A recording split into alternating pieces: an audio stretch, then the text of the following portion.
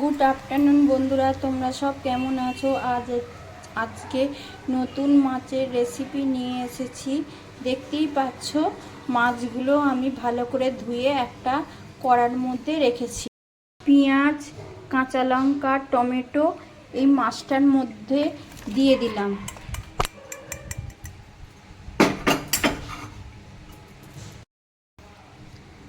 এবার হলুদ দিলাম।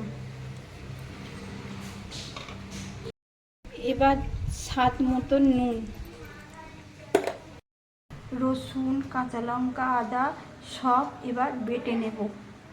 এই দেখো আমার আদা, রসুন, কাঁচা লঙ্কা, 3টে শুকনো লঙ্কা একসাথে বেটে নিলাম। এই বাটাটা আমি এর মধ্যে দিয়ে দিলাম।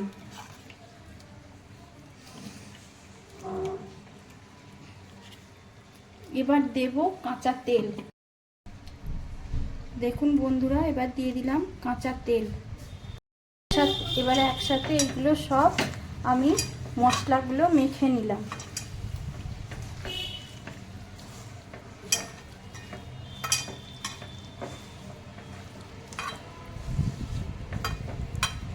হবার মতো আমি একটু জল দিয়ে দিলাম। দেখো বন্ধুরা, মাছ কমপ্লিট। তোমাদের এই ভিডিওটা যাদের যাদের ভালো লাগবে তারা ইউটিউব থেকে দেখলে পরে লাইক কমেন্ট করো, বেল আইকনটা প্রেস করো। আর ফেসবুক থেকে দেখলে পরে লাইক কমেন্ট শেয়ার করো। টাটা বাই, আবার পরের ভিডিওতে তোমাদের সাথে দেখা হচ্ছে।